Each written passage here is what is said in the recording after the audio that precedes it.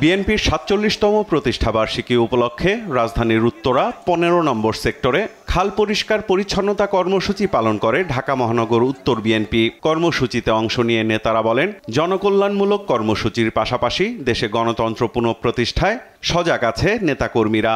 গত কয়েকটা দিন ধরে নির্বাচনটাকে বানচাল করার জন্য বিভিন্ন স্বার্থন্বেষী মহল ষড়যন্ত্র করে যাচ্ছে। জনদুর্ভোগ হয় এমন কোনো কর্মসূচি আমরা নিব না এবং আমরা এটা নিশ্চিত করতে চাই নির্বাচনের আগ পর্যন্ত যদি নির্বাচন না দেয় আমরা জনগণকে নিয়ে নির্বাচন আদায়ের জন্য আমরা সচেষ্ট থাকব। ব্যক্তিগত স্বার্থ রক্ষার জন্য দেশের বিরুদ্ধে, দেশের মানুষের বিরুদ্ধে গিয়ে তারা তাদের ব্যক্তিগত রাজনীতি করছে। যে রাজনীতি আমরা দৃঢ় হাতে ইনশাল্লাহ এদেশের সাধারণ মানুষকে সাথে নিয়ে ওই ষড়যন্ত্রকে মোকাবেলা করব। মহাসচিব মির্জা ফখরুল ইসলাম আলমগীর বলেন, চারদিকে অনেক গুজব চলছে, এতে কান দেয়া যাবে না। অনেক গুজব চারদিকে, তাই না? গুজবে কান দেবেন না, কারণ গুজবই আমাদের মধ্যে বিভ্রান্তি সৃষ্টি করার জন্য আওয়ামী লীগ ওই ভারতবর্ষ থেকে সোশ্যাল মিডিয়ার মাধ্যমে সমানে গুজব ছড়াচ্ছে।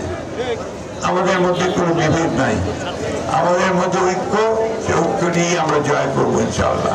আরেকটা কথা আপনাদেরকে বলে রাখি, কোনো গোলযোগ কোথাও করা যাবে না।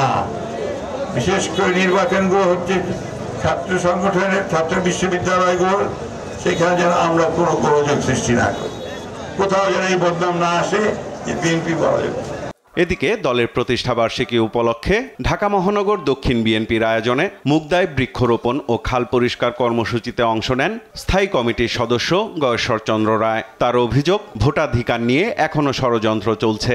প্রত্যেকটা ঘটনা বুঝতে চেষ্টা করবে এবং সেইভাবে এই বাংলাদেশে গণতন্ত্রের বিরোধী, ভোটের বিরোধী শক্তিকে উচিত জবাব দেওয়ার জন্য আপনারা এদিকে বিএনপির ভারপ্রাপ্ত চেয়ারম্যান তারেক রহমানের কারামুক্তি দিবস উপলক্ষে জাতীয় প্রেস ক্লাবে আয়োজিত আলোচনা সভায় বক্তব্য রাখেন দলটির সিনিয়র যুগ্ম মহাসচিব রুহুল কবির রিজভী। এই ভয়ঙ্কর রক্তপিপাসু শেখ হাসিনার আওয়ামী ফ্যাসিবাদকে কারা রক্ষা করেছে? কারা 16 বছর জনগণের লক্ষ কোটি টাকা পাচারের সুবিধা করে দিয়েছে? কারা এই দেশকে আওয়ামী ভয়ঙ্কর স্বেচ্ছাতন্ত্রকে প্রতিষ্ঠিত করার সিল দেওয়ার দায়িত্ব পালন করেছে? তার মধ্যে একটি হচ্ছে জাতীয় পার্টি। সাইফুল রিপন, দেশ টিভি, ঢাকা।